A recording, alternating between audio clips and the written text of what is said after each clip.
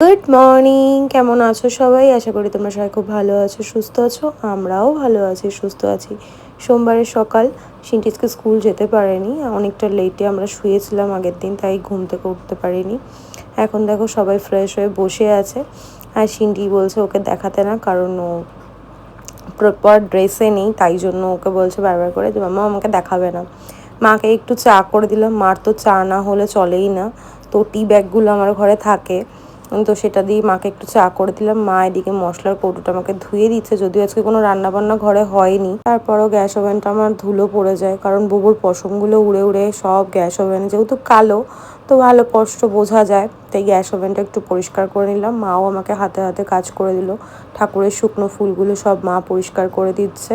আর গোপু সোনাকে আজকে চেঞ্জ করানো হয়নি, আজকে ঘুমই ভাঙছিল না, উঠতেই ইচ্ছা করছিল না, মনের জোরে ঘুম থেকে উঠেছি। মানে ঘুম ভেঙে গেছে, ঘুমোচ্ছিলাম বলাটা ভুল হবে, শুয়েছিলাম, এত গা হাত পা ব্যথা করছে না, আর পারছিলাম না। তারপর অতনু চলে এসছে, কাজকর্ম কমপ্লিট, স্নান টান হয়ে গেছে, গোপু সোনাকে খেতে দিয়ে দিয়েছে। সন্ধ্যেবেলার দিকে ওর জামাটা চেঞ্জ করিয়ে দেবো। অতনু পুজো দিয়ে দিচ্ছে, আজকে আমার আর ইচ্ছে করছিল না। আমি দেখো স্নান টান করে ফ্রেশ হয়ে নিয়েছি, মা এদিকে ঘুমিয়ে পড়েছে, সিনটি দেখছে শুয়ে শুয়ে টিভি। সমস্ত জামা কাপড় ভেজা, একটা জামা কাপড়ও শুকাচ্ছে না, কি বাজে যে ওয়েদার, কি বলবো। দাদা বৌদি থেকে বিরিয়ানি অর্ডার করা হয়েছিল, বাড়িতে কিছু রান্নাবান্না না হলেই আমাদের খুব আনন্দ, মামের বিরিয়ানি খাবো। আমরা ভীষণ বিরিয়ানি খেতে ভালোবাসি, আর আমার মা ততটাই এখন বিরিয়ানি অপছন্দ করে, আমরা যতটা ভালোবাসি আমার মা ঠিক ততটাই অপছন্দ করে।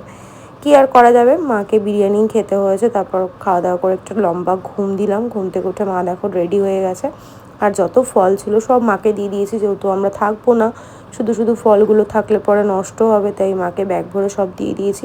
আরও কয়েকটা বাসন টাসন ছিল, সেগুলোও দিয়ে দিয়েছি। বলেছিলাম থাকতে, মা আর থাকলো না, কারণ বাড়িতে কাজ রয়েছে মায়ের, অনেক দিন হয়েছে মা আমার বাড়িতে রয়েছে, তো আজকে মা টাটা করে চলে গেল। তারপর সিনটির ম্যাম এসেছিলো, যেহেতু আজকে সোমবার ড্রয়িং এর ম্যাম এসেছিলো, তাও ম্যামের সঙ্গে আজকে একজন স্টুডেন্টও এসেছিলো। একটু কোল্ড ড্রিঙ্কস দিয়ে দিলাম।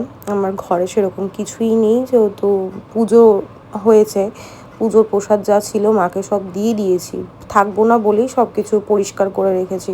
কারণ আমি না ফ্রিজ নোংরা করে বা কোনো কিছু খাবার দাবার আমি ফ্রিজে রেখে যাই না, যদিও আমার ফ্রিজ চলে, তারপরেও আমি রেখে যাই না, এসেই সব নষ্ট পচা খাবার দাবার ফেলতে একদম ভালো লাগে না। তারপরে এই যে ট্রলি গোছাতে বসে পড়লাম, যেটুকু পেরেছি আজকে গুছিয়ে নিয়েছি, বাকিটা পরের দিন গোছাবো, পরের দিনটা আমাদের হাতে সময় আছে। অতনু দেখো ঘুমিয়ে পড়েছে, আমাদের ডিনার কমপ্লিট, যদি অতনু ডিনার করেনি, কারণ বেলায় খাওয়া দাওয়া হয়েছে বলে ও আর খায়নি। এখন ঘুমিয়ে পড়বো, ভাল লাগছে না, মা ছিল বেশ ভাল লাগছিলো, গল্প করতে করতে সময়টা কেটে যাচ্ছিলো, এখন ভীষণ একা একা লাগছে। যাই হোক, ভিডিওটা এখানেই এন্ড করলাম, ভালো থেকো, সুস্থ থেকো, আজকের মতো টাটা।